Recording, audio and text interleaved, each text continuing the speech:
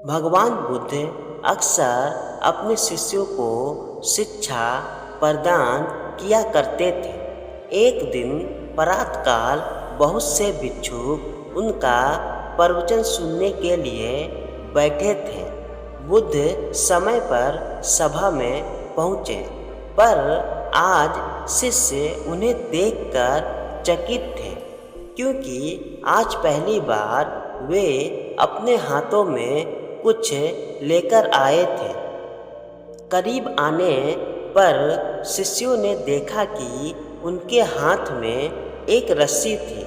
बुद्ध ने आसन ग्रहण किया और बिना किसी से कुछ कहे वे रस्सी में गांठें लगाने लगे।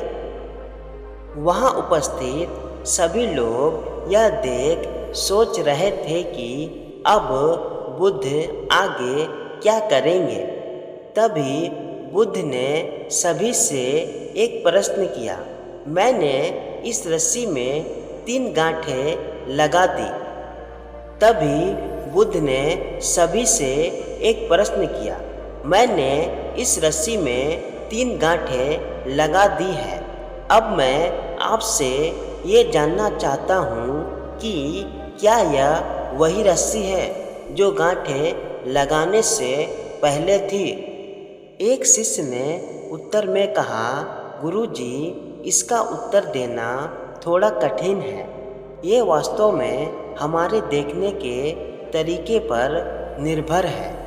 एक दृष्टिकोण से देखें तो रस्सी वही है, इसमें कोई बदलाव नहीं आया है। दूसरी तरह से देखें तो अब इसमें 3 गांठें लगी हुई है जो पहले नहीं थी।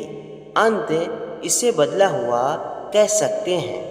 पर यह बात भी ध्यान देने वाली है कि बाहर से देखने में भले ही ये बदली हुई प्रतीत हो, पर अंदर से तो ये वही है जो पहले थी।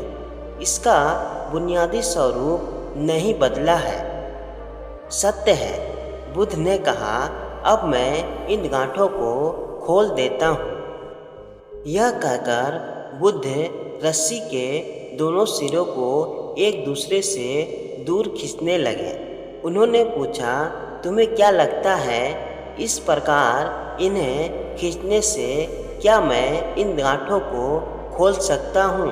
नहीं नहीं, ऐसा करने से तो ये गांठें तो और भी कस जाएगी और इन्हें खोलना और मुश्किल हो जाएगा।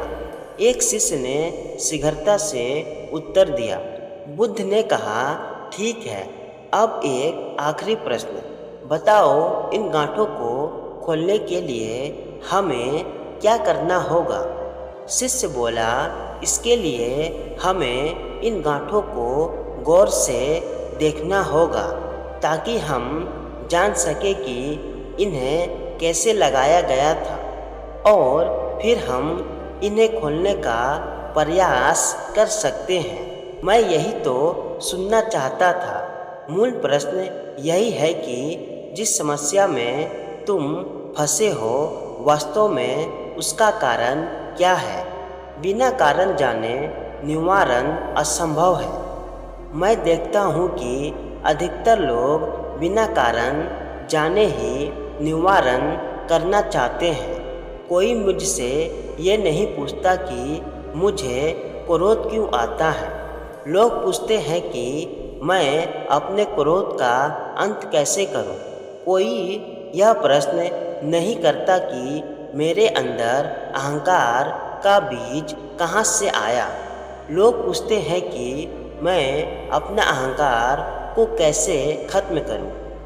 प्रिय शिष्यों, जिस प्रकार रस्सी में गांठें लग जाने पर भी उसका बुनियादी स्वरूप नहीं बदला, उसी प्रकार मनुष्य में भी कुछ विकार आ जाने से उसके अंदर से अच्छाई की बीज खत्म नहीं होते। जैसे हम रस्सी की गांठें खोल सकते हैं, वैसे ही हम मनुष्य की समस्याएं भी हल कर सकते हैं। इस बात को समझो कि जीवन है तो समस्याएं भी होगी। इस बात को समझो कि जीवन है तो समस्याएं भी होगी और समस्याएं है तो समाधान भी अवश्य होगा। आवश्यकता है कि हम किसी भी समस्याएं के कारण को अच्छी तरह से जानें। निवारण समय ही प्राप्त हो जाएगा।